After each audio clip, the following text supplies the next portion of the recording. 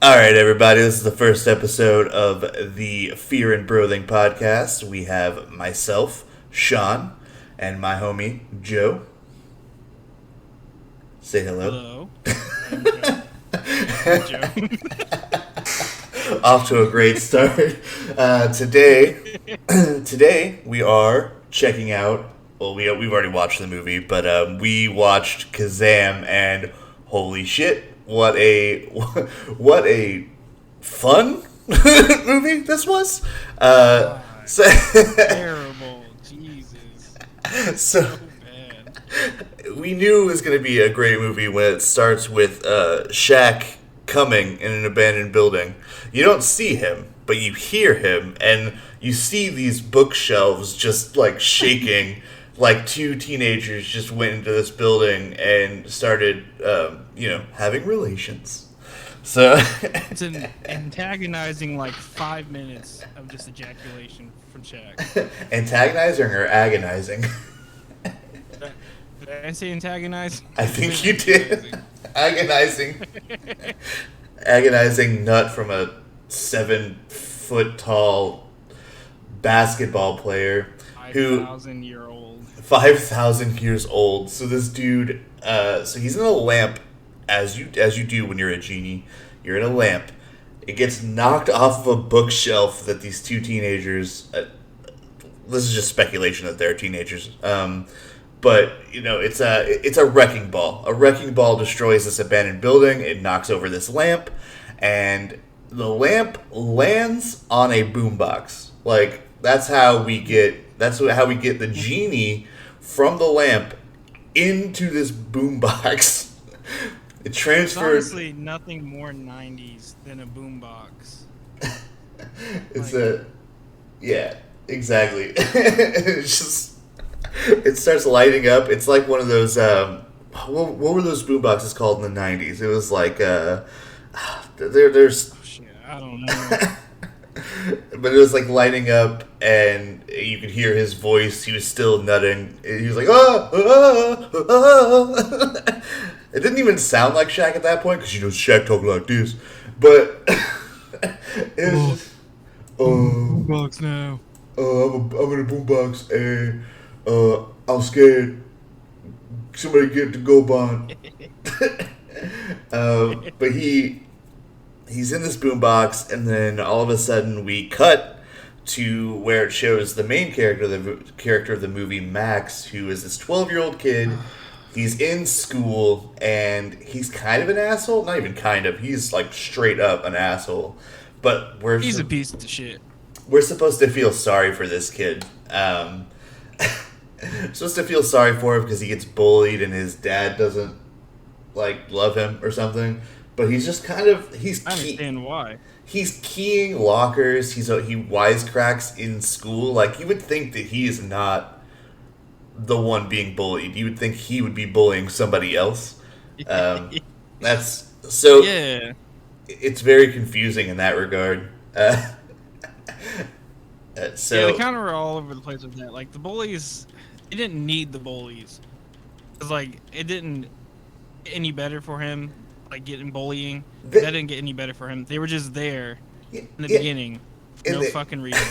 Yeah, exactly. They didn't really do much throughout the movie, except for like they showed up a few times, and then we got one instance where we kind of made a Shawshank reference because we were like, is he about to get sistered? Like, Dude, yeah, they pulled him behind in an alleyway, and then like you just hear grunting and like, like, what am I supposed to think? Obviously, he's getting raped back there. oh my I god. don't- Yeah, I'm dropping the hard R word. But Yeah. it's how I felt yeah. happened. It's definitely rough, and you gotta think these are all like 12-year-olds. It's not nearly as weird. Well, I mean, I guess it is weird because it's bad, but I think they were trying to portray that he was getting his ass kicked, which hopefully that's all that happened. But I think he got Should sistered. have just showed it. He Should clicked- have just showed him getting his ass kicked. Yeah, and they could just, even if it wasn't like bloody or anything, like they're just like doing Exactly. some silly kid punches like they do in other movies. Like, it's not. We watched Three Ninjas, and they showed kids beating up adults. Exactly.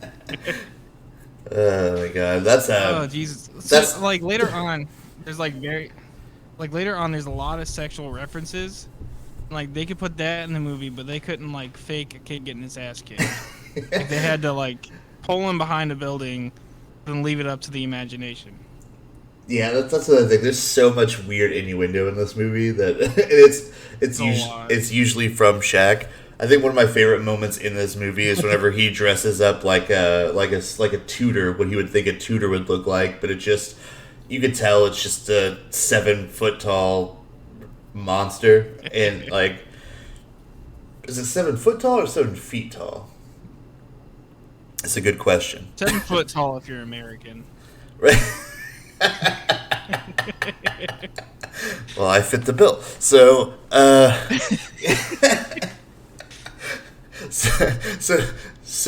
where were we at in the actual plot? I say that in quotes because there really isn't. So Kazaam's a 5,000-year-old genie.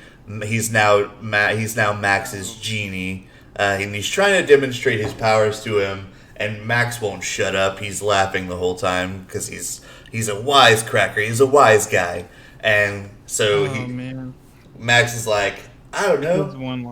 He's like, I don't know. Let me get a car. And then I was like, you're 12. First of all, you can't drive. and he's like, yeah, let me get this really nice car, all black, nice rims. And then Shaq's like, oh yeah, oh yeah. And then he starts doing. He's like, I am Kazaam. And he says that a lot, by the way. And then he just.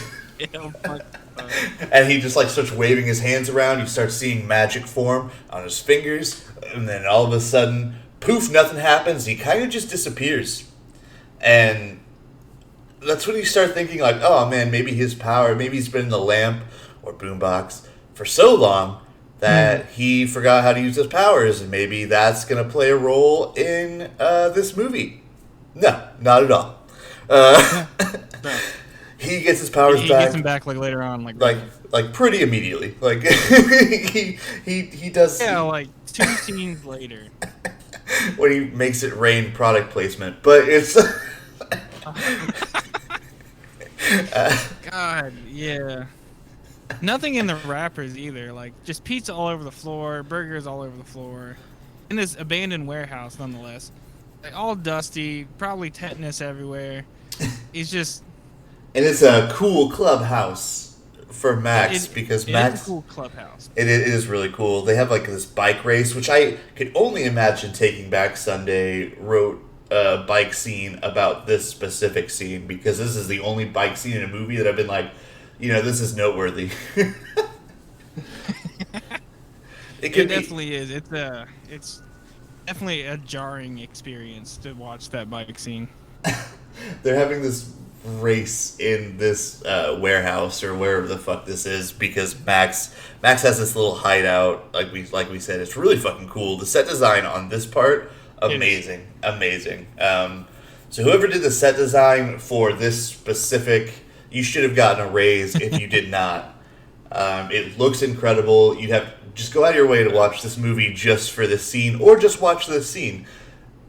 But that's where the fun of the scene kind of ends because it's just looking at the set because Shaq's like, I am a genie, I could show you, and then he goes, I am Kazaam again, and then he makes it rain M&Ms like in the package he makes it rain like food, like pizza, hamburgers, M&Ms, just candy, Butterfingers, like, and they're in their packaging so you can definitely see what brands they're trying to sell. Not only that, but like you see Sunny D so many times in this movie, and it makes me cringe. Not only because I hate Sunny D, but like, who the fuck drinks that much goddamn Sunny D? Nobody. A lot, dude. Like, anytime that kid goes into the fridge, he's grabbing some Sunny D. Yeah, I think there's one instance where he doesn't grab Sunny D, and the funniest part about the Sunny D being there is that the one time he gets it out of the fridge, and it's the first time he gets it out of the fridge, his mom is talking to him. It cuts away from Max, And 2 seconds later, it cuts back to Max, and it's already almost gone. And that is so fucking funny. It's like, what did you do in those 2 seconds? Absorbed it into his skin through the bottle. He just right into his little hands. So the rap song later actually makes a little bit more sense now because we find out that he is actually Genie. But Wee Genie. Yeah, Wee Genie. We'll get more into that later. I don't even remember the lyrics, but I think we should have. I think we should have done a rendition of that. It's on my list. It just says rap battle. It starts out that way. We're like, oh shit, they're about to rap battle. No, they have like Max is in a full on feature, and Shaq is the artist on the album. Like the album is, I think it's just it's a single, and it's called Wee Genie, and it features Max Connor. Oh god, Max.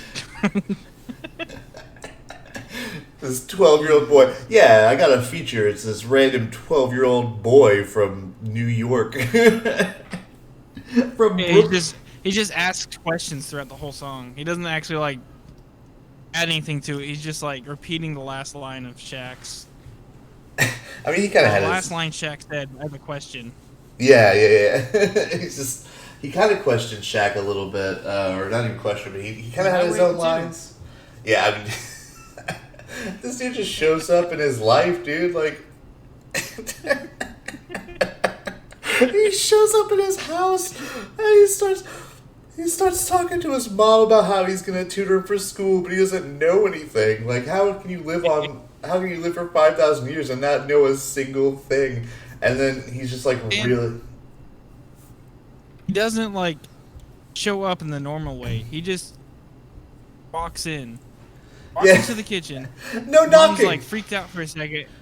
No knocking. Just walks in, and his mom's freaked out for a second, and then she's just like, "Oh, he's a tutor. Okay, well, I guess that's okay." He says he's a tutor. And then he starts making. What the fuck? Then he starts making French toast move around. I don't know. It looks like that scene was so uncomfortable. It looks like Flub. No need. It was like the same animation style as Flubber with the French toast.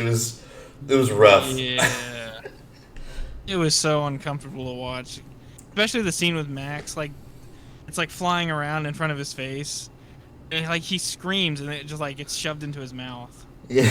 It was just a very odd, uncomfortable experience. And then Shaq. I did not need that in the movie at all. And then Shaq, he like lifts up a pile of French toast and then he like Scooby-Doo's that shit. And I...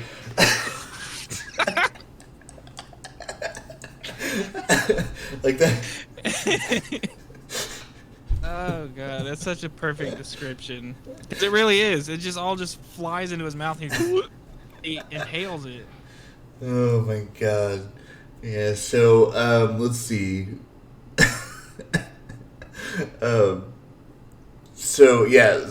Max has this stepfather that he doesn't like, which is weird. He's a fireman. So he's just like, no, go away. You're not my real dad. And then I miss my real dad. We find out his real dad sucks. But we'll find out later that he's actually not as bad of a guy as he led us to believe. His mother is like, you're being a bad kid, and I don't know what's going on with you. And he's like, I'm getting my ass kicked every day, Mom. And I miss Dad. Why won't you love my dad anymore? And she doesn't like explicitly tell him, but she's just like, he's not a great role model, and I had to leave, basically. And he's just like, Max is just sitting there crying, and we're supposed to feel bad for him. But when you spent the whole first part of the movie being a little asshole, I don't care about your problems. I'm gonna be straight up. No, like, no. You were a little piece of shit. You were keying lockers. One-liners. You were keying lockers, and you were making a mockery of the things that your teacher was trying to teach you. That teacher doesn't get paid enough to deal with your bullshit. No, she really doesn't. And not at all. She gives him detention all the time. He never goes. Like, I swear there's one scene where she's like, detention! And then he's like they cut immediately to him riding his bike away. the There's no like indication that he actually went to detention either. Yeah. Like he doesn't talk about it ever again. And like, nothing. It's still like daylight out, not like high, like not like it's not like the sun's like starting to go down. Like it's still just like 3 p.m. So you know he did not stay for detention. He just ditched. And then after that, and I'm using air quotes, detention period. Isn't that when he finds the boombox that Shaq's in? He starts running away from those bullies for some god knows reason. Like, who knows? Why they're even bullying this kid? And then he goes. This kid falls so many times, and they're like 2 to 3 story falls, and never dies. Doesn't have any broken bones. Well, because he's always landing in trash. Like, I mean, I get it. Yeah. I get it. It's always rubble. It's New York. I get it. There's trash everywhere. But if you're listening and you're from New York, I don't actually think you're trash. I think your city's trash. So,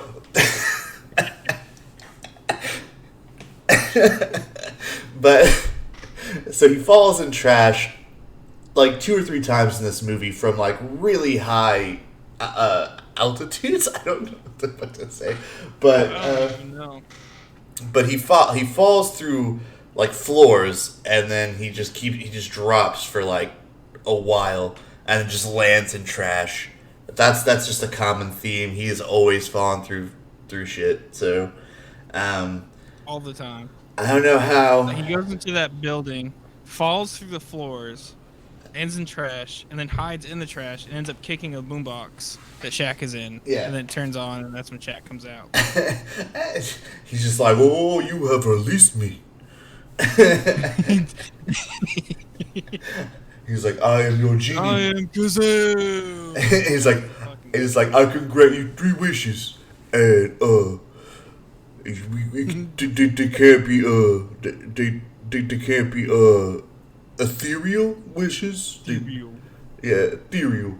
They're gonna be material wishes, like bikes and cars and things like that. Yeah. And then Max is like, all right, well, give me a car, like we've already stated. And then his powers just, they didn't work. And then, so he's like, well, nice seeing you. And then Max goes away. I don't know if this is the point where the bullies catch him, but I don't think it is. I know they... I think so. I don't know. Yeah, they catch him afterwards, and then that's whenever they sister him. Yeah. That's such a weird thing to say. Well, they leave it up to the imagination. I've seen Shawshank Redemption. I know what happens when the camera pans away. Yeah, they also left it up to interpretation in Shawshank. I think that I don't know if this movie was directly trying to I don't know, copy that or it was an homage. Encapsulate it.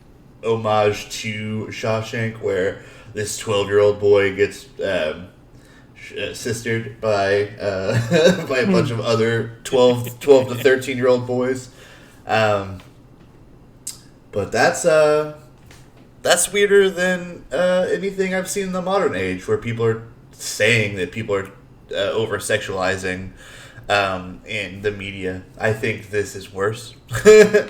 Like, because you have television. You have a few television series out there that like, all right, these 2 teenagers, they're like gay teenagers, and they're like kissing each other. That's fine. Like, you're like, I don't think that's a weird thing to be like, all right, this is it's just teenagers date. Like, you can show that on TV as long as it's not like a disgusting like sex scene or something, like gratuitous, not disgusting, but gratuitous sex scene on television between like 2 teenagers. I think it's fine.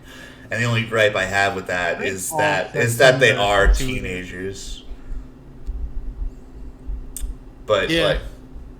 like if they show All teenagers, sex scenes in general are gratuitous, especially teenage sex scenes are all gratuitous. yeah, They're not needed. We don't need to see any of that. right, exactly. I'm Like, here for the story. I'm yeah, not here for the boobs and butt and all that. exactly. If I wanted to check out boobs and no story, I just get on Pornhub. John, they have stories. All right, they're well written. Yeah, I think my favorite one is when this guy was like, "Oh, yeah, I really need to see a nurse because my dick is too hard," and then the lady's like, "Oh, let me fix that for you," and then they just do that. But they do the thing. They do the thing. Or the pizza guy comes in, and he's got like an extra sausage for them, and then they fucking open it up. It's a very good story. Like, it's very riveting. Keeping on my toes. I don't know if this is I don't know if we have to state this, but this is not a podcast for children. So Yeah, not children at all. No. we're gonna talk about some weird things.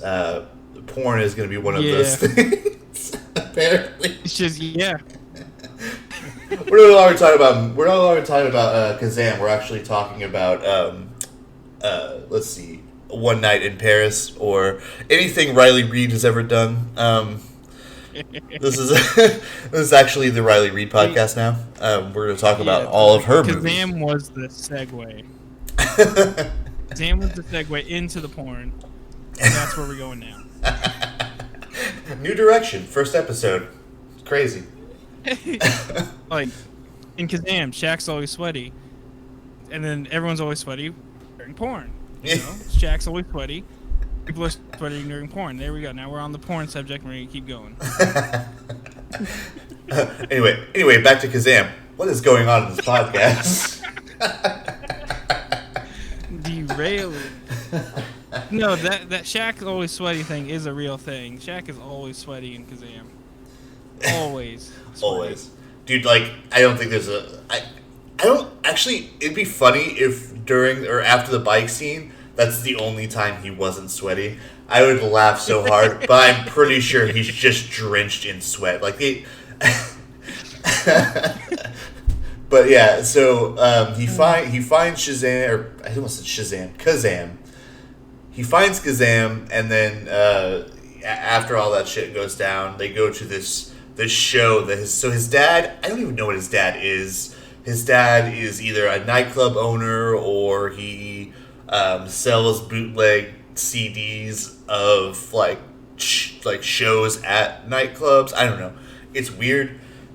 He doesn't explain his job. It's never explained. And maybe somebody who's watched this movie would listen to this and be like, "Oh, he was this, you idiots," and it's like, "Oh, well, tell us that. Like, tell us somewhere that Shaq or that Max's dad was something." Because apparently he makes good money doing whatever he does. He doesn't have time for his son. This is a very 90s plot. We saw this in movies like Liar Liar and Liar Liar. So no, there's countless movies where it depicts the fathers not being great parents, which, you know, in the 90s I think that is true. Yes, but it's a very 90s trope. Like, dad's always away doing business things and he doesn't have time for his family, and then towards the middle of the movie they're like, "Oh, but I love my kid, I want to spend more time with my kid," and then at the end they have to decide between business or family, and it's always family. Yeah, I just described like 190s movies. It's very cut and paste. Yeah. Very. Just put this actor here, this actress here, and then this kid actor here, and boom, you got a 90s movie. Oh, it does say here that he works at the nightclub. That's very vague. He works at the nightclub. Is he not the owner? No. The owner is that very stereotypical Middle Eastern man. Yeah, and so they go to this nightclub. Somehow a 12-year-old got in. Don't ask. And Max is like, "Oh, that's my dad right there," and then Shaq is like, Shaq is like, "Oh, that's cool," and then they go see a. I'm paraphrasing, but Shaq goes and he checks out the show that's going on. I'm pretty sure it's The Brat. If anybody is from the '90s, they would know The Brat or Da Brat if they listen to hip hop, hippity hop in the '90s. Hip hop. She was kind of like not that big in the hip hop scene. We had like way more prominent rappers in the '90s than Da Brat. But for some reason, she got a role in this movie. Probably because Sean P. Diddy Combs Puffy turned it down, and we already lost Tupac and Notorious B.I.G. So, because this was '96, and all of the good rappers were dropping like flies. So, Yeah. let's see. Yes. So, I'm reading the synopsis, right? The storyline, and it says he is from the hood, but it never says that in the movie. Matter of fact, his like house looks really, really nice, and the neighborhood looks really, really nice, except for the like little areas that he goes around in. But that's New York for you. It's saying that Max is from the hood. That little motherfucker lived. Yeah, it says being a lone young boy in the hood is dangerous and unpleasant. That little motherfucker lived in the suburbs. Are you shitting me? That's what I'm saying too. He doesn't live in the hood at all. I'm pretty sure his Not mom. even If close. your stepdad is a firefighter, I don't know what his mom does. I don't know if she's stay at home, which is perfectly fine. Yeah. If that is what you choose, you could be a stay at home mother and take care of your asshole child. That's fine. But yeah, the father is a firefighter. Firefighters get paid pretty well, right? Like I think. I would assume. I think as long as you're not like a volunteer firefighter, yeah, you get paid pretty well. Right. Yeah. Paid decently well. I mean, you work for the city. Yeah. So we got a firefighter, and he's making good money, and the mom is probably a stay-at-home mom. I don't know. She never really told anybody what she does for a living, and she's always at home. So I just assumed that Max has a good support system at home. He just doesn't talk to them. I don't remember being 12 and being like, "Oh, my problems are my own." That started when I was like 15, 16. Yeah. I'm not saying exactly. it doesn't. I'm not saying it doesn't happen earlier in some people's adolescence, but like for me, I was like, I'm gonna keep to myself when I was like 15, 16. I picked up a bad smoking When I was habit. 12, I was still all about my parents. Exactly. Yeah. So, but I mean, it could be different. And maybe he just doesn't want to tell his mom how much he gets his ass beat on a regular basis, or how he does, or how he deserves it. He definitely does. So I'm looking at these. I'm on IMDb for Kazaam. We're kind of deviating from the story a little bit, but I just thought this was very interesting and weird. But the plot keywords, 71 of them. There's bathing, glass of water, rapping, mother-son relationship, falling to death. Where is it? Death of child. And then those are all, like it says, one of one found this relevant. But tutor is not relevant. It says junk food is not relevant. Bodyguard is not relevant. Child kidnapping is relevant. This doesn't make any sense. Like, why are there so many? Why not These don't make any why not child abandonment? Exactly. Oh, product placement's relevant though. That makes sense. Yeah, that makes that makes a lot of sense. That should be the Oh, Genie. Okay, good. that should be the disclaimer for this movie. there's no kid death in it. Like, I don't know why that was in there. But No, like child death of child this too. is He doesn't die. was this just like a review from some random person? I'm assuming, and then I there don't know, was it like, just children die in Kazam. I don't remember that at I all. think so. Not at It's like all. No one died. IMDb reviews crack me up because there'll be like it'll just be some garbage horror movie, and then somebody will be like, "Yeah, that was the best movie I've seen in years," and I'm like, "Really? Because did we watch the same thing?" I watched.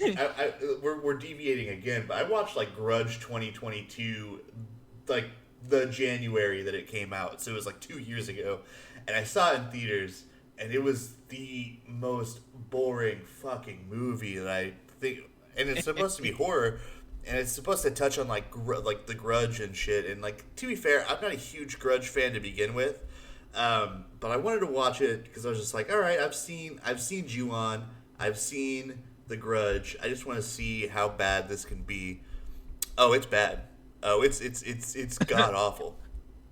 And then there are people in IMDb comments or review section, and they're like, "Oh, 10 out of 10, greatest movie. The scares made me really scared." I'm just like, what? It's like the scares were pretty much non-existent, and like I think the only time that I kind of jumped is whenever like Lin Shaye started like peeling her skin off. I think that was pretty horrifying, but like that's it. Props to Lin Shaye for being in all these terrible horror movies and being the bright spot in all of them. If you ever die, I will be very sad. Don't die, Lin Shaye. Back to Kazam. I think like horror movies nowadays, they rely. Jump scares aren't a thing anymore. They're too telegraphed. Like you can tell just by the shot that there's going to be a jump scare. A lot of times, I feel like they rely on like grotesque horror, like peeling off skin, shit like that. But that's not scary. That's just gross. Yeah, and I'm all for that. Oh shit, I was really loud. Okay, and honestly, I'm all for that. I like psychological horror more than I like the jump scare bullshit. And I think it is really psychological because it just does a lot to your psyche whenever you see somebody like peeling off like fingernails or like because that shit hurts my brain whenever I see that.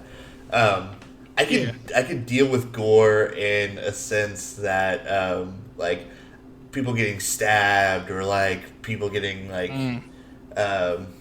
mutilated somehow, but like just weird things like eyeballs, fingernails, and teeth. Those are my outs. Like I am like if I see that I'm like gotta cover my eyes. These are the three things that I can't do well with. Like I can watch people get shots and stuff in movies and TV shows, like because that's just a normal everyday occurrence if you go to a hospital. So it's just like I can see it. I hate shots myself. I hate giving blood, but I can watch it on TV. I cannot watch somebody get stabbed or anything like that. Shot, yeah, just because it's like you see the blood and the blood's gross. It's just the thought of stabbing. Like I don't know. I'd rather get shot than stabbed personally. I'm assuming because I've never been either. I'm assuming getting shot hurts a lot worse. But for some reason, stabbing, I think I would die from just being freaked out and grossed out. I think being shot would hurt a little bit. Well, I mean, it's hot metal coming at you, but it like kind of cauterizes as it goes through because it's so hot. I'm not an expert. People say it burns. Yeah, I'm not an expert. Me either. I've never been stabbed. I've never been shot. So I don't know if we're the two to touch on the subject, but here we are. Before we get into the Kazaam bike scene again, where we were talking about how Kazaam how it became us talking about getting shot and stabbed, but But Jesus Christ.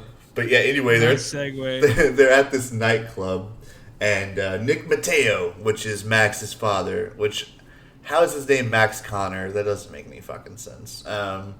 Nick Mateo by name. It says Nick Mateo is his dad's name, and his name is Max Connor. Okay. His mom's last name Connor? Like I assume it would be, but Right. Yeah. That's the only thing I can think of.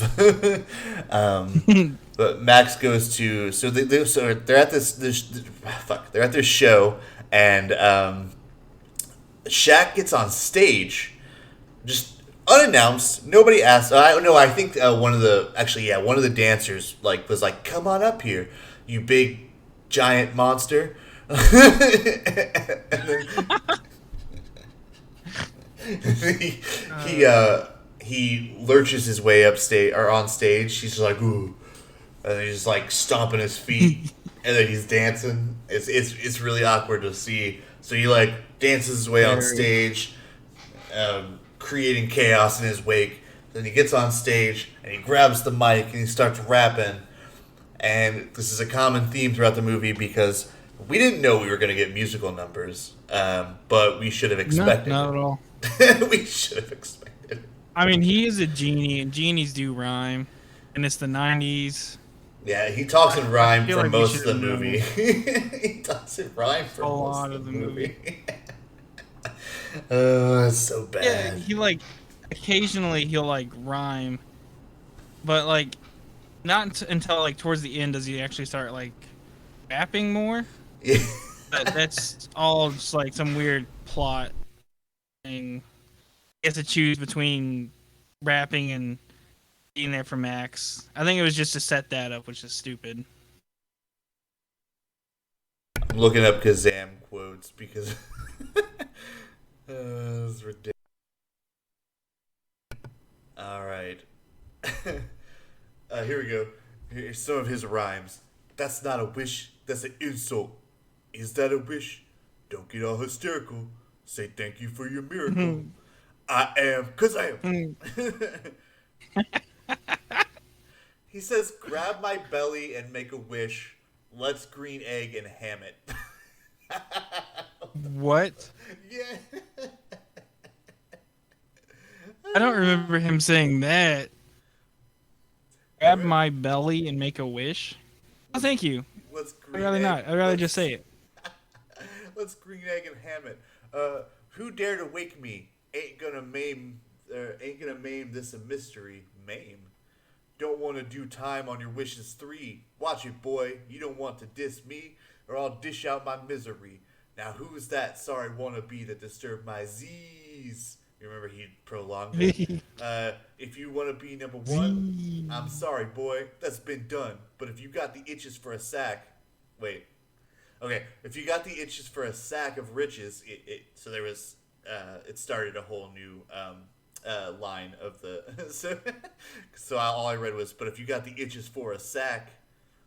And then I had to stop. So if you got the itches for a sack of riches, don't matter how avaricious... Oh man, that's a big word for Shaq.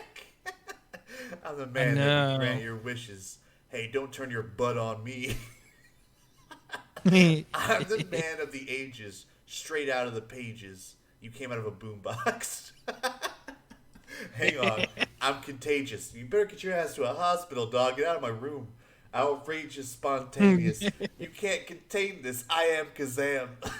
That's the first lines you get from Shaq in this movie. It's so stupid. It's ridiculous. I feel like Shaq wrote all of the rapping, the rapping parts, because he's made songs before with Wu-Tang and all of them. So he has a rapping career. I think that he had I think that he did a diss track on Kobe, which is hilarious because he was just talking about how he was like, hey Kobe, how my dick taste, or some shit like that, and it was ridiculous. So yeah, his rap career didn't really take off the way I think he may have wanted it to, but not at all. So he gets called up by these ladies. He starts rapping. The owner of the club is like, "Oh, I can make so much money off this guy." And I don't know. I'm pretty sure he knows he's a genie, or at least he finds out later that he is a genie. So he tries to capitalize on that. I don't know how, because he's just like, okay, we kind of watched this, and we were making fun of it the whole time, so I didn't really get his motivation, his villainous motivation. But he wanted to harness the power of the genie.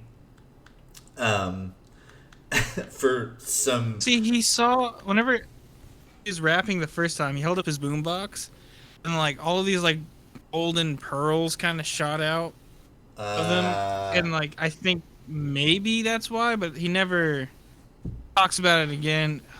No, they do the boombox. I think he was trying to get the boombox. I think that's why he put him on stage. Well, the boombox, that doesn't make any sense. But the boombox, he needs. I think he needs Shaq with the boombox to get riches beyond his wildest dreams, and I think that's the nefarious means in which he expects to get really rich, and that's his motivation. And again, that's really silly, and this whole movie is silly. So he just wants Shaq in the boombox. And then I guess he wants, I don't know, he just wants Shaq as his own personal bodyguard.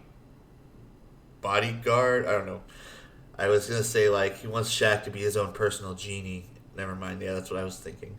He wants Shaq to be his own personal genie. And wants more than 3 wishes, I guess. I don't fucking know. It's just such a weird, it's such a weird thing. But, it goes all over the place, really.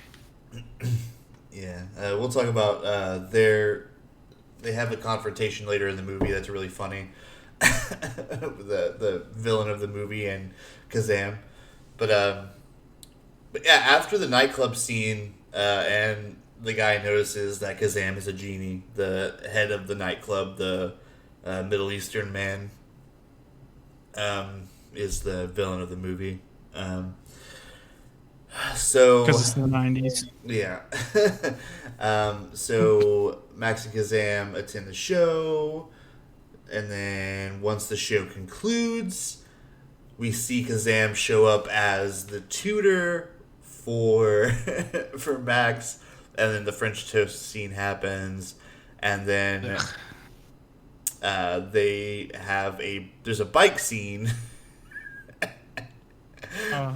It starts by Max going to his secret hideout, and Kazaam starts, or not Kazaam, but Max starts confessing to Kazaam all of his problems. And Kazaam's attentive, and he's like, "Why have problems when you can have Skittles taste the rainbow?" He doesn't say that, but he starts rating down like M&M's, Skittles, Butterfingers, all in their packaging. Stupid amounts of product placement here. Pizzas, burgers, they're all landing on the floor, like just smacking onto the ground and just ruining the food. Then you see this like tower of pizza. Yeah. All a dream. All a dream come true for a 12-year-old. I remember if I were 12 and I watched this, I'd be like, yeah, absolutely. I would love a stack of pizzas right now. I would be able to eat for life. Knowing full well I would never be able to finish that much pizza, and all of that would go bad. And this is just a waste. He cloudy with a chance of meatballs. This kid so fucking hard. It's almost filled to the brim. I don't know how the hell they were riding bikes in this hideout after all of this shit happened, because they have a bike race. Oh, actually, didn't the bike race? No, the bike race occurred before the cloudy with a chance of meatballs moment. Yeah. Okay. He's trying to prove that he was the genie. They had a bike race. Yeah, and so Max has this bike that he just pulls out. He's like, "Yeah, well, you're on my turf now." And then, and then Kazaam's like, "Oh yeah, well, I'll beat you in a race." And he starts like, I don't know if you guys have seen Fairly Odd Parents with the super bike, but Shaq kind of just makes a bike materialize out of nowhere, and it, for lack of a better word, it looks like shit. It's terrible, gaudy. And he's just like It's just gold everywhere, jewels. Yeah, it's this gold plated with like diamonds and rubies and shit like that. And he's like, "Oh right," and I think he has like nitrous or some shit. And then he just like takes off into the air and he's like flying around. It's just, and the green screen on that scene was just terrible. It was just looked so bad. Oh, that whole scene was just bad. Not as bad as the French toast scene, but it's still pretty bad. Yeah, I don't know. I think this scene is my favorite in the movie if I had to choose. Yeah, because it was just. I think it has the most to talk about as a scene, because you've got all of this. I would say intricate if it didn't look like complete garbage, but I think it, for the time, it may have looked good because we had movies like Flubber and stuff. So it was just like, I think the technology back then, and we gotta keep that. We take that into account as well, like the amount of special effects they were able to do in the 90s. I mean, obviously, practical is always going to look better, but whenever you're telling a genie story, you're going to need special effects for sure. I don't know how they were going to do any of this practically, so it looks as good as special effects in the 90s would allow, I believe. I'd have to go back and watch some other 90s movies with some special effects just to really kind of gauge.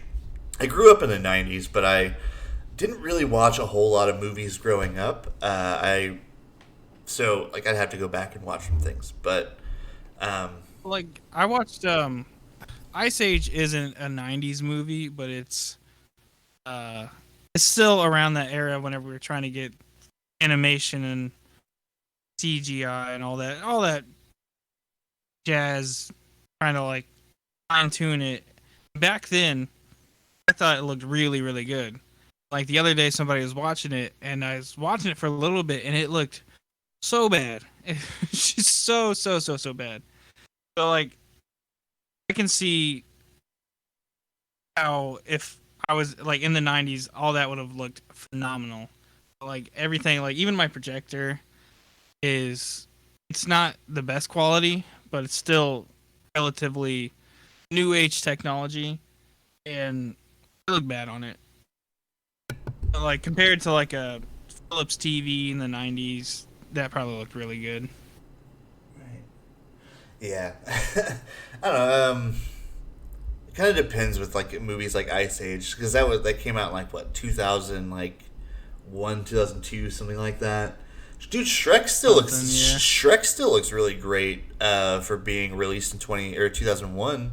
I think Shrek still holds up. There's examples of movies looking really good. Again, though, I still stick to practical is always better. We get movies like 2001: A Space Odyssey, where that was released in 1960 something. I can't remember off the top of my head, but it looks better than a lot of movies do today, which is a testament to how good Stanley Kubrick was. Not as a person, he was a shitty person, but god damn it, could he make some movies? Guy.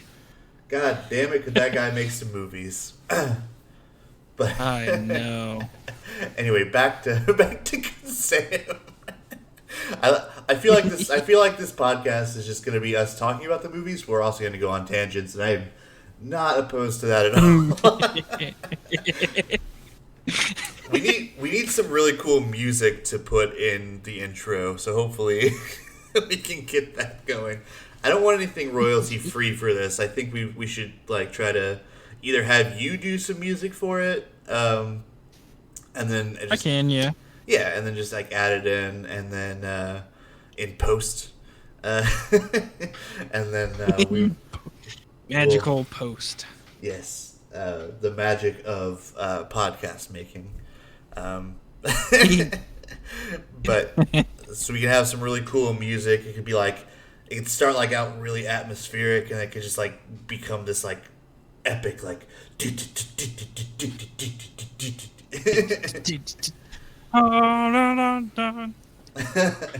want it to be like operatic almost? Oh, that'd be cool if we could pull that off. I don't know if I could do that, Yeah. but I'll try to pull it out of my ass. Honestly, it could just be whatever you think would fit the. I don't think we have an overall theme. I think it's just us talking shit, but it's Talking shit about Kazaam right now. Yeah. Shitting on this movie made in the 90s. Somebody's heart and soul poured into this, and we're just over here spreading butt cheeks shitting on it. Story by Paul Michael Glaser, produced by Paul Michael Glaser, screenplay by not Paul Michael Glaser, and directed by Paul Michael Glaser. He wore a lot of hats, but he didn't write the screenplay. No, that was Christian Ford and Roger Soffer. Don't know who you guys are. You guys don't even have your own. You guys don't even have your own Wikipedia page. How can we take you seriously in this day and age?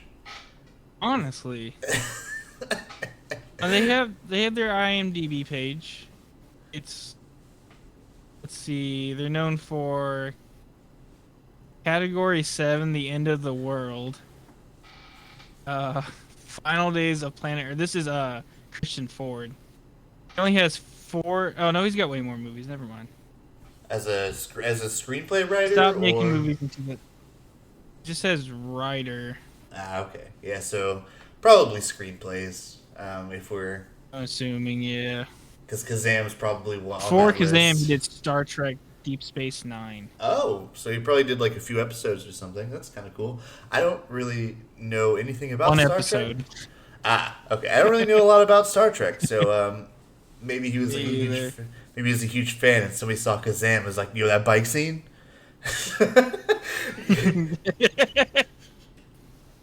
That was his testament. That's what he did.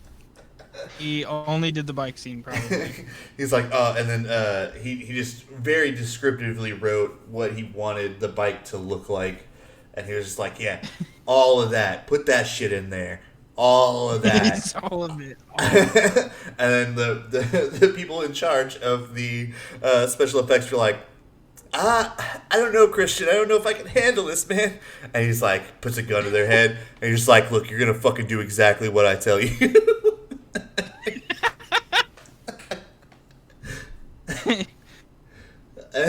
And they were like, okay. And then if it didn't look exactly the way he wanted it to look on film, he would have snapped. But luckily, they got through it, and it looked exactly the way. And Paul Michael Glaser's over there like, well, I mean, he's got a gun, so just do what he says. I mean, we don't want it, but he kind of has a gun, so gun to my head, yeah. He wrote the screenplay. Everybody, like, just let him have this. They also wrote. Looking at this now, they wrote the songs "I Am Kazaam," "Party People," "We Genie," "Mr. Material," and "Man of the Ages." Christian Ford. I think they wrote all of his songs. Christian Ford and Roger Soffer. They wrote We Genie. Yeah. I would have fired them immediately. Me too. We'll get to We Genie later. I don't. If all of the songs were written by the same two people, that kind of makes sense. I'm assuming they're white people. I'm assuming too. Very. They wrote these. I don't have pictures, so I can't see what they look like. They wrote these very Will Smith-esque rap songs for this movie. Good way to put it. I think it's a nice way to put it. I think it's the only way to put it. Honestly, it's just so bad.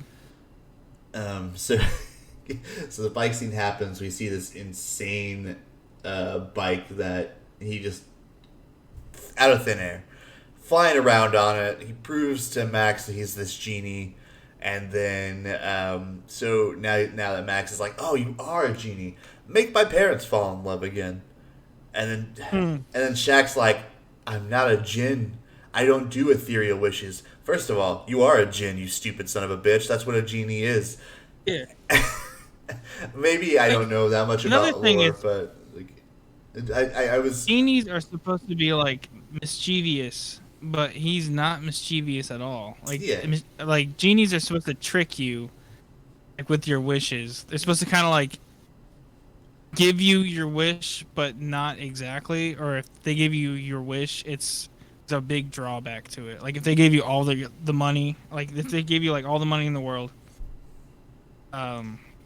You're taking it from parents would die somebody or else, something yeah, like that. or you're taking the money from somebody else. Like there's it's like the monkey's paw personified, or I guess genified. Yeah. So it's like you have your wishes, but there's always that downside. Like you made a wish, you got all this money, cool, it's materialistic, but you took that from somebody else, or something has to happen for you to have that. There's it's like every action has a negative reaction, basically.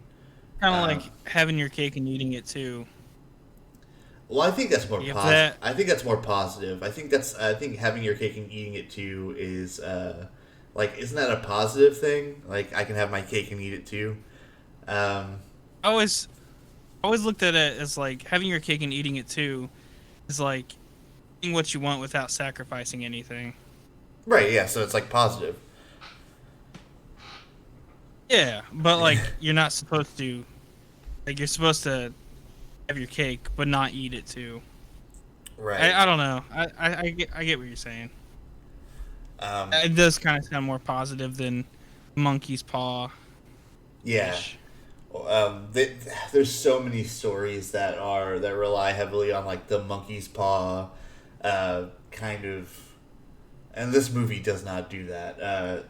It's very one-sided to Max getting what he wants, even though he's a terrible child.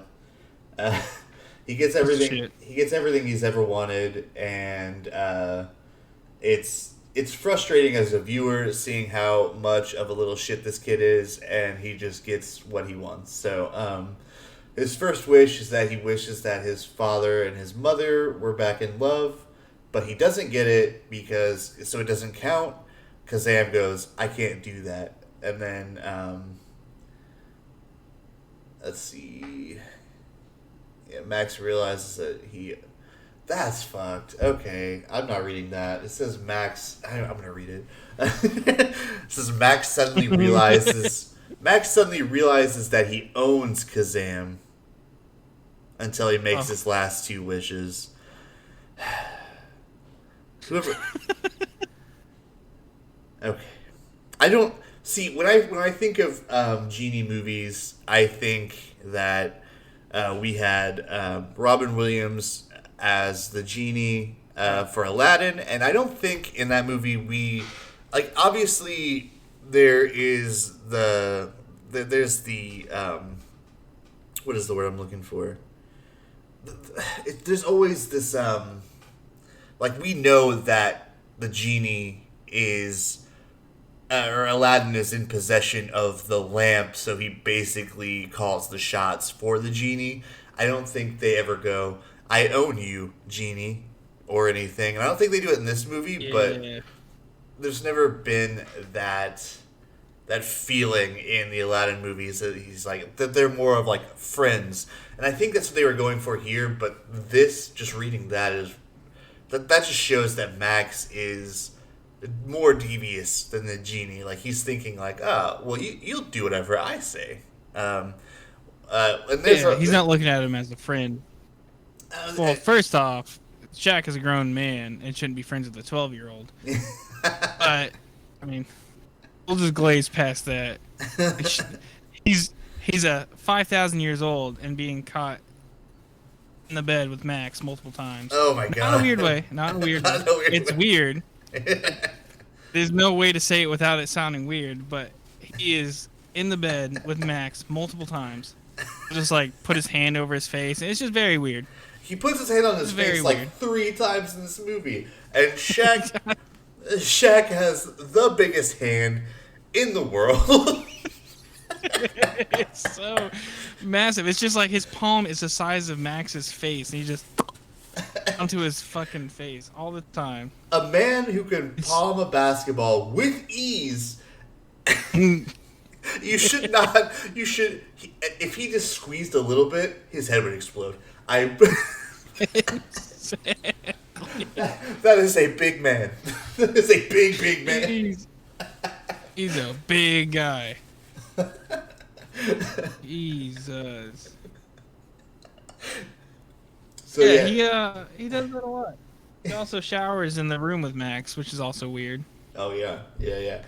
Which it doesn't show anything. Obviously, it's a kids movie, but he has like one of those like comical like shower curtains that go around. On, and he's like got the shower cap on. And he's using a brush to wash his humongous frame. Max looks down. Don't show that. Don't look down. Yeah, don't look down. You don't want to see that. Down. First of all, you're gonna see those massive feet, and that's enough to scare. That's enough to scare away anyone. That would scare me. Those feet are probably the length of my fucking forearm. And I think it's like size 20. I think I googled it, which is ridiculous. Maybe size 22, something like that. It's insane. Size 15s are like the length of my forearm. Like I'm at work, like putting shoes up to my arm. Like Jesus Christ, that is a big shoe. Well, to be fair, I can't Joe, imagine 7 more inches on that, huh? To be fair, Joe, you're a little man. I am a tiny guy. I am. Squeaked past 5'5". Ooh. All right. Squeaked past, as in like I'm probably like an eighth of an inch over 5'5". Oh man. I mean, I'm not like Shaq tall or anything, but I've got some size to me, which is good. But like I'm like 5'10", 5'11". Yeah. But Shaq, I can't believe I really can't believe they made this choice where he was just taking a shower in his room and then Max looks down. That shower curtain was probably not long enough to hide what I assume is a massive dinger on Mr. O'Neill. He at least probably saw the head of the snake.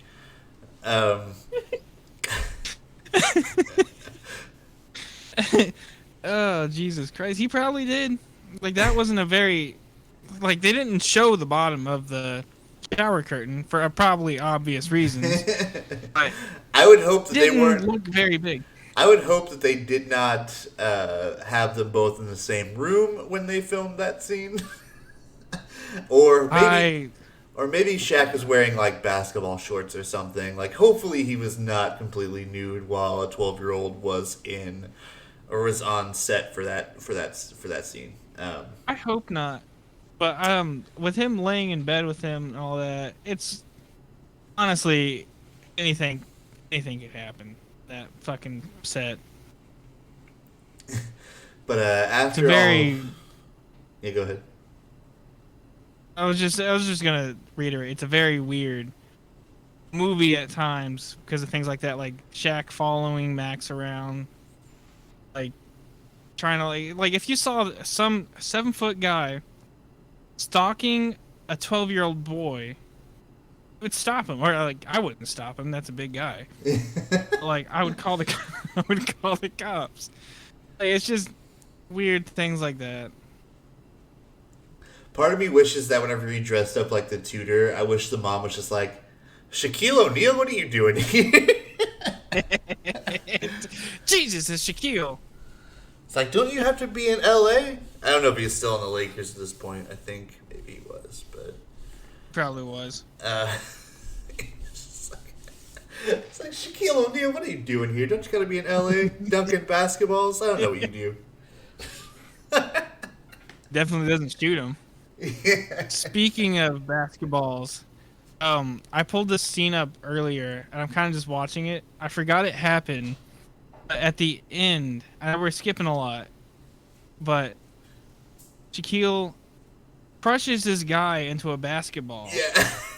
He dumps then dunks him into. a He dunks garbage him into something. disposal. What is he? It was a garbage Was it a good? disposal. Yeah. He dunks this dude, the villain of the movie. He crushes him up into a ball, and then he dunks him into a garbage disposal. He murders this guy. He murders at least like 4 people there. He like sends someone flying into what is it? It's like a electrical box. I think that's what it is. Yeah. And he just electrocutes to death. It's fucking insane. This movie's insane. I'm looking at it right now. He's just dying. Jesus Christ. I guess it's the 90s. They can get away with a lot more shit. It's gonna haunt my dreams. He looked like.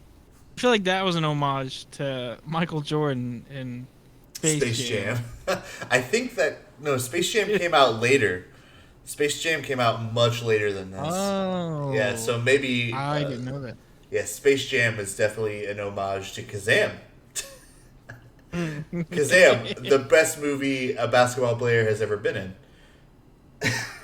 Oh, I don't know. stretch. I don't know why they keep choosing athletes to be in movies. Like we had LeBron earlier.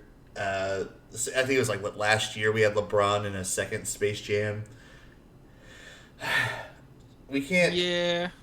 We can't keep doing this, guys. Michael Jordan wasn't a great actor. I think Shaq was the best of all of them. I think Shaq had moments where he really shined. I think that's why he has been chosen to do commercials all the time.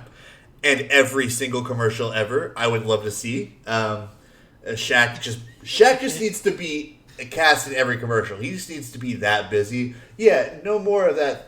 No more of that TNT basketball commentary bullshit, Shaq. How about you just be in every commercial ever? And then Shaq's just like, Okay. he's like, yeah, but I like that job. And then it's like, I don't give a shit if you like that job. We are gonna pay you dickloads of money, and you're gonna be in every commercial ever made, and you're gonna have to do a lot of work. And he's just like, all right. And then all of a sudden you start seeing him in everything. He's like, I use Colgate, and I also use Crest. Sometimes I use them at the same time to save on time because I have to be in. I gotta be in 1,000 other commercials today. It gets to a point where Shaq is doing so many commercials that every day for like an hour and a half, on every single TV station, they just have him go through all of the sponsors he has for that entire hour and a half, get it all out of the way, so he has time for everything else. He's got like a whole 4 month period where he's just shooting commercials, and then they're like, all right, take 2 weeks off, and then come back and do another 4 months. And he's just always gone. He's like, oh, I miss my family. You don't got a family now. Where are your family? Where are your family now? And then he just gets he gets to a point where Shaq is just like, have you or a loved one ever got mesothelioma through exposure to asbestos? You might be entitled to financial compensation. And then eventually he's starting to do the Time Warner ads and I think that's what they're called, the late night ones where they're trying to sell CDs of Cher and Bob Seger. Yeah. It's just him talking about all these if you like Bob Seger, if you like Cher, get this one-time CD that has 10 of different artists on it who all sing really good songs from the 80s. Just So like 3 in the morning. This collection has 12 discs. Each one have like 13 songs on them, and you can hear songs like this. When a man loves a woman.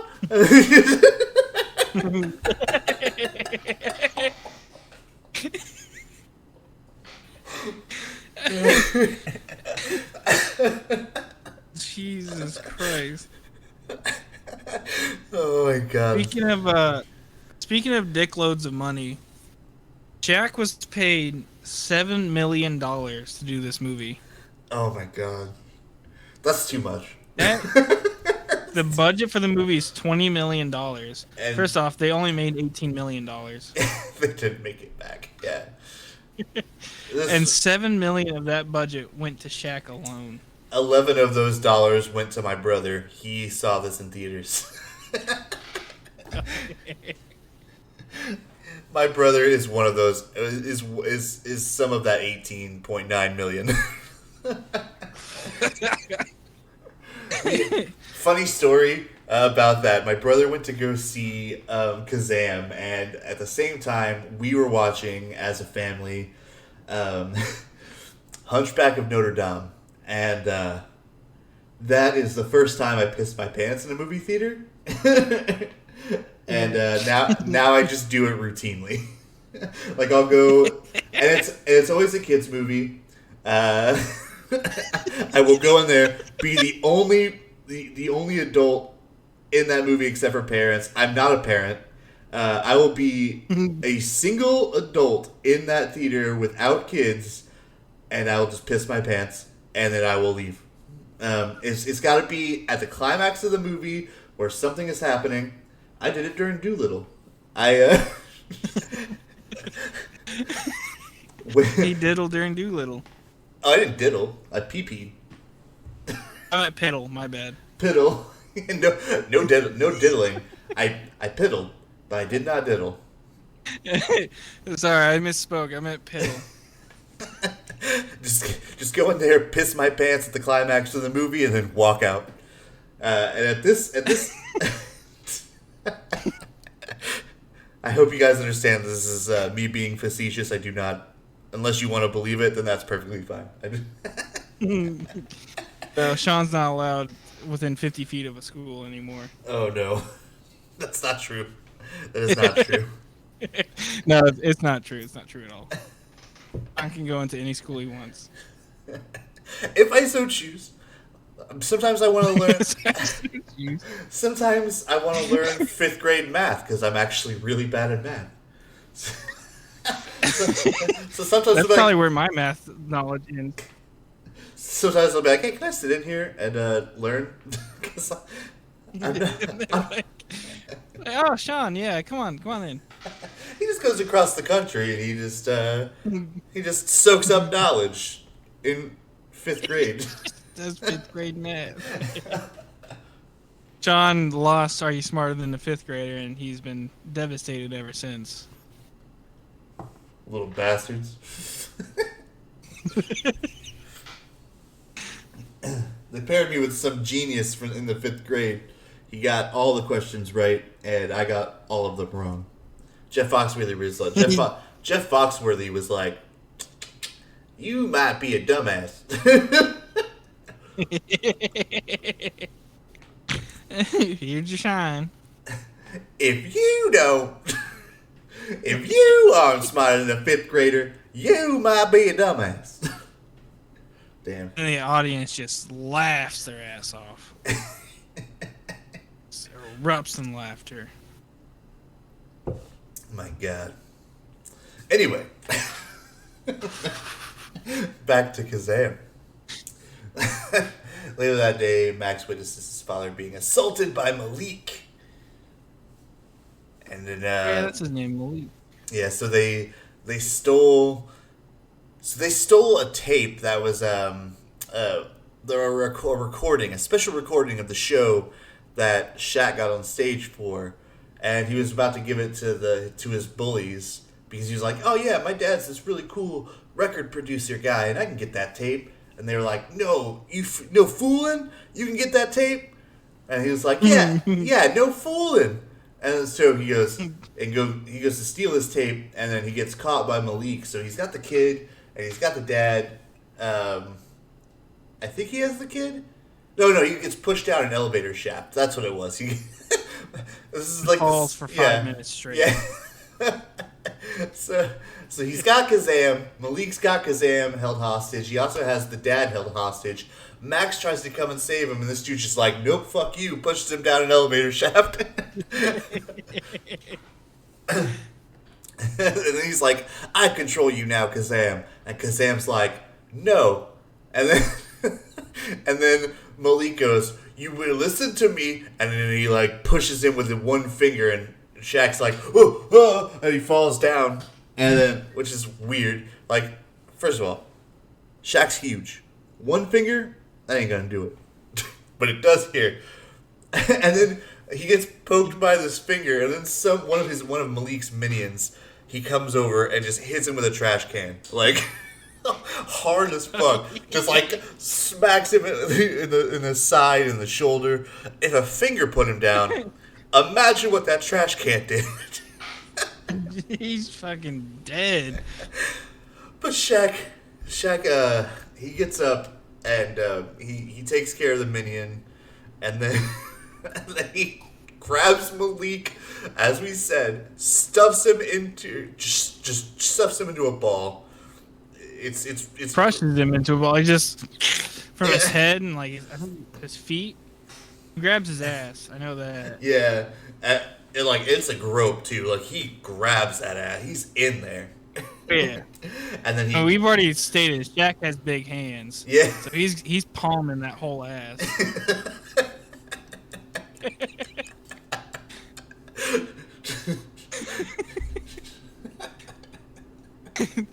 No, I'm watching it again. He grabs him by the ankle. Oh. I don't know why he grabbed him by the ass at one point, but he definitely did. Yeah, he definitely grabbed it. I remember that distinctly because I remember us laughing so hard that he's just hand all up on his ass. Which, to be fair, if that's Kazaam's thing, fuck it. Let Kazaam do his thing.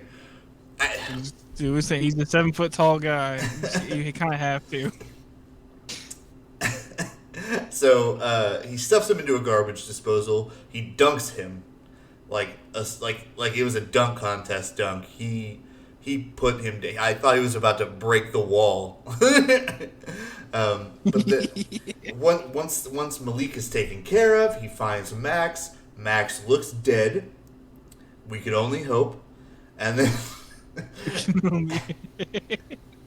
and then he goes. I'm surprised Shaq, having not been out of a boombox for 5,000 years at this point, doesn't just go up to Max and just shakes the shit out of him.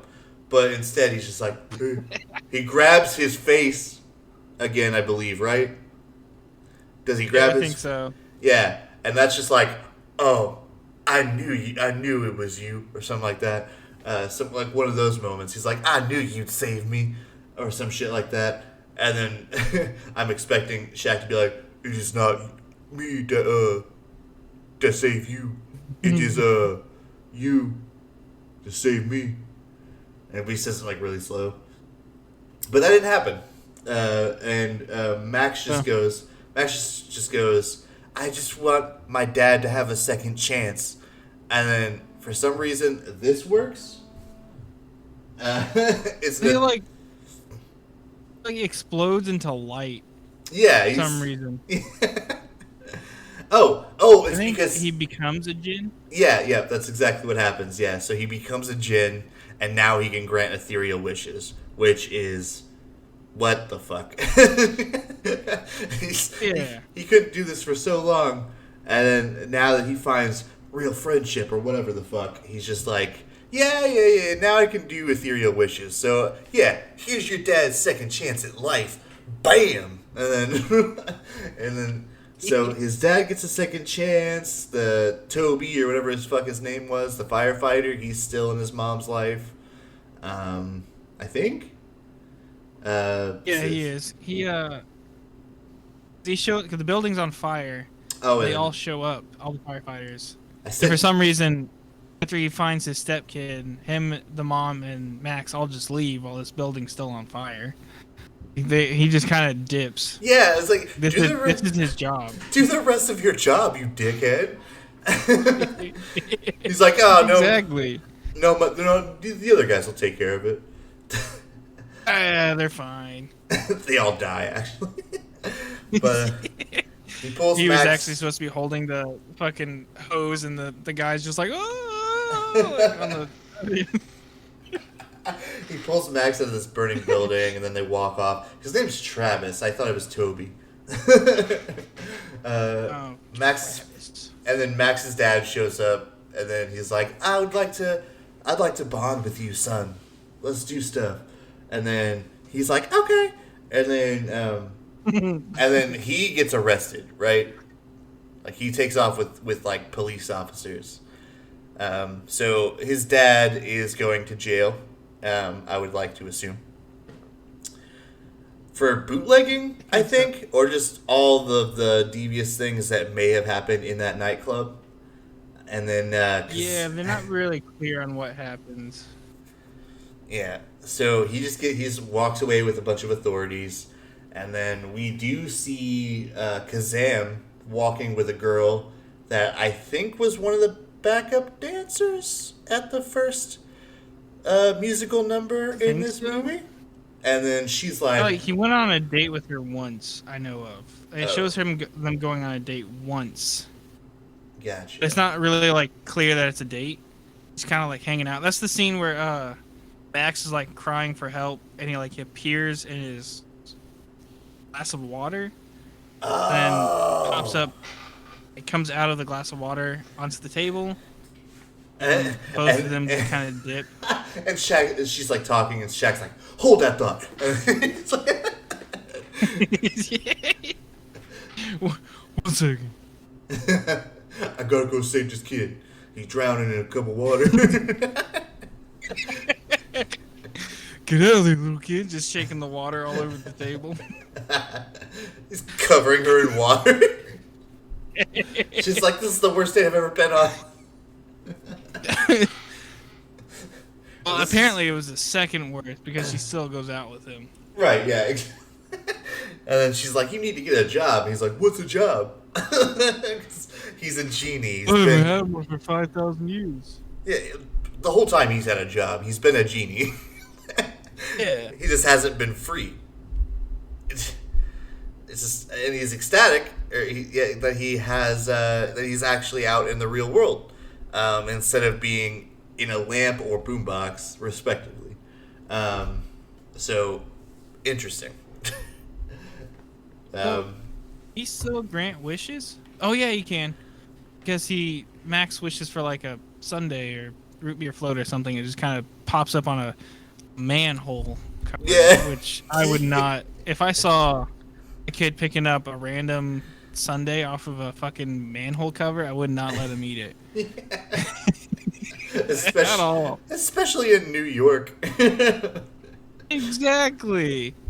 He's just like, oh, I mean, I really would like a root beer float. And then it's like, a root beer float. And he picks it up, and the parents are just like, oh, kids. So that's how the movie ends, is that Max picks up this sewer shake, and then Kazaam is free, and he still has his powers, and he's good to go. He's free, and he's going on a date, and now he needs to get a job. That is literally how the movie ends.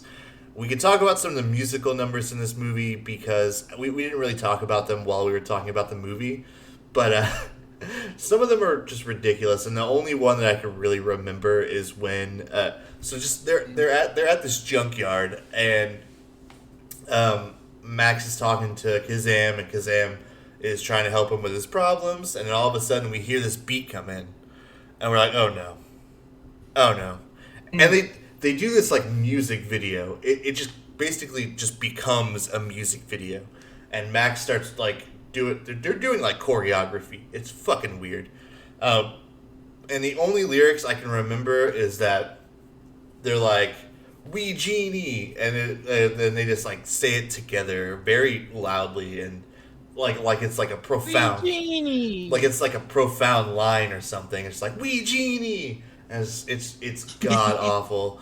And honestly, I bet you could probably get on YouTube and let me see, find "Wee genie." I'm looking it up right now. I'm watching it right now. Wee genie rap scene. Here we go. My name is Max, so get these facts. I had to BMX and I make some tracks. My name is Kazaam, I got the whole Oh, their heads and they're like in the sand for some reason. I'm the salt in the sand. Did he say that? Yeah. Oh, jeez. Man with a halo and a nasty decree. Save your butt, but you gonna serve me. Yeah, dude, what the fuck? Euphrates! Hey, genie. Bob your head, Max. Buried to our necks in the sand like the sea. A sultan with a sword and a lock and a key. It looks to... Every once in a while the lyrics say HBUR. I don't know what you definitely don't say that.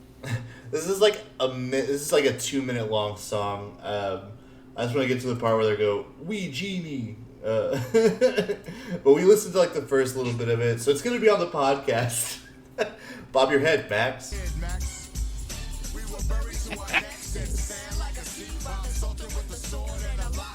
I didn't realize at the end, because it kind of shows the end of the movie after this for some reason, because this isn't before the end of the movie.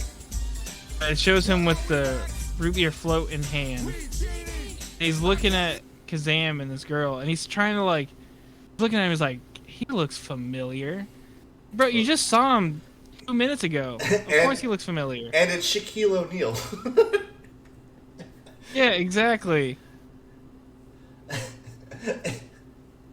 Wee genie. It's so bad. What Apparently. are we, Max? Wee genie. Hey, genie. How Max sounds when he's singing it. I forgot that he had like Timmy Turner teeth. this whole movie, this kid just got this ridiculous snaggle tooth. He looks like Timmy Turner. But yeah, we've almost been doing this for an hour and a half. I think we can wrap it up there. This was the Fear and Broathing podcast, episode 1. We talked about Kazaam and Ling, and we're gonna do this all the time now. This is just something all the time. Once a week. I don't know what the release date's gonna be, but you'll know once it's there. Hopefully people will listen to this. If not, we're just doing it for fun. Yeah. That was Kazaam and our take on Kazaam. Hopefully this was everything you wanted it to be when you clicked on this podcast. I've been Sean. I've been Joe. And that was Kazaam. Joe, if there's I just want people to know. People to know that I'm kind of interrupting you, and I'm sorry. No, you're good. Shaquille O'Neal does not regret this movie. Huh. Just wanted to say that. It's said in an interview he does not regret this movie at all. Huh. I would too. So what would you rate this on a scale of 1 to 10? So IMDb give it a 3 out of 10. I feel like that's generous. I would give it a 1.5 out of 10. I thought it has a really good novelty factor to it. I think it's one of those movies that you can put on and make fun of with your friends, and it's just a joy. It's very strange, but it's not the weirdest thing I've ever seen. The acting wasn't terrible all the time. I think that Shaq had his moments where he kind of fucking crushed it for how bad of an actor athletes usually are. I think Shaq did a great job. I think some of his lines were delivered well. His lines were bad, They were written terribly, but his delivery on them weren't always. They weren't always bad. His delivery was good, for the most part. No, he wasn't. He wasn't too bad. Like compared to like Michael Jordan or LeBron James, yeah, he wasn't too bad. Right. If I were to rate it, I'm gonna go say, fuck, man, this is hard. I'm gonna say like two out of 10. Just because there's things that like that bike scene I can't get out of my head. I think it's very memorable. If you have seen this movie, you're never gonna forget that bike scene. So just for that alone, I think it goes a little bit over just being a 1 out of 10 movie. But other than that, like I don't think this movie is gonna be memorable to me in the next like year, except for that bike scene. So just based on that alone, it's got a step above being just a 1. It's a 2. I find it's going to be memorable to think about that bike scene. And then Wee Genie I'll never forget either. Just the words Wee Genie, but I don't think that's enough to raise it up any more than just a 2. There's no real plot. It's just he's got dad issues. He has a genie. He has bullies. Genie helps him with his problems. That's it. There's no plot. That pretty much is the plot. Yeah, That's it. It's very one-dimensional. It's not a great movie, but it's a fun watch, especially if you're having a couple beers with some friends. And that's really it. It's there's really nothing to shake a stick at here, except we kind of just went on a tangent about the whole movie, which is it's good for that. It really is. And 2 out of 10. Just drink a couple beers and then make fun of. Yeah, and I think we're gonna get into a lot of movies like that on this podcast. But we're open to watching really anything. It doesn't have to be a bad movie. It can be something that people think is incredible. I have some ideas for movies that I think are great that we can sit and watch and talk shit about, or even just gush over if we want to. But yeah, that's basically the idea of the podcast. Is we're just gonna watch movies, and whether they're good, they're bad, they're so bad they're good. All of these different movies we want to be able to watch. Somebody said this should have won an Oscar. Oh my god. But yeah, so that's the whole point of the podcast, is just watch movies with people I genuinely care about. Joe's been one of my best friends for like almost 20 years at this point. Yeah, it's going on 2 decades. Pretty close to it. So I couldn't think of a better person to start a movie podcast with, and we do plan on having guests on that are also close friends of ours. So Stick around, it's gonna be fun. Yeah, it's gonna be a fun time. Thank you guys if you guys were listening or watching on YouTube or any of these things. We appreciate it, and yeah, let's just go on a journey together, multiple journeys. And we will see you guys. Actually, before we sign off, do you have? Is it to be determined, or do you have a movie that you want to talk about for the next episode? So I was scrolling through. I have a movie. I want it to be kind of like shush right now. I think the next one we're gonna do is. What is it called? Let me look at the list here. I think we're watching it pretty soon. The Air Up There. The Air Up There? I think it's the same director, too. It's Kazaam. Oh, yeah, that's right. It is, yeah. It doesn't have to be the next one on the list, but yeah, that's cool. Yeah, that's definitely, that's going to be soon. Yeah. Sure. I don't know if I want to do Paul Michael Glaser movies back to back.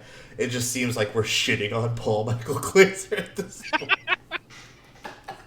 But there's It's his definitely fault for making these movies. we're definitely going to dabble more into some Paul Michael Glaser movies for sure. Sure. But yeah, I think I guess we're going to go with to be determined on this movie. We are going to be watching it today, depending on what we choose, what Joe chooses for the next episode. Because I chose Kazaam. And because I've always wanted to see Kazaam. Just now that I know everything. I'm gonna toss an idea at you, Sean, and I want you to tell me if we're gonna watch this tonight or not. But Baby Geniuses. Baby Geniuses. Fuck it. Fuck. Isn't there like 5 of them? There's so many. There's Baby Geniuses and there's like Super Geniuses, like Super Babies or something like that. There's a lot. All right. The movie's so jarring too. I guess it's Baby Geniuses, guys. So stay tuned for Baby fucking Geniuses. You sound so disappointed. It's perfect. It's perfect. So, All right. episode 2, Baby Geniuses, coming in a week. Stay tuned. I've been Sean. Hey, guys. That's been Joe. I've been Joe. He's been Joe. Bye, everybody. Bye.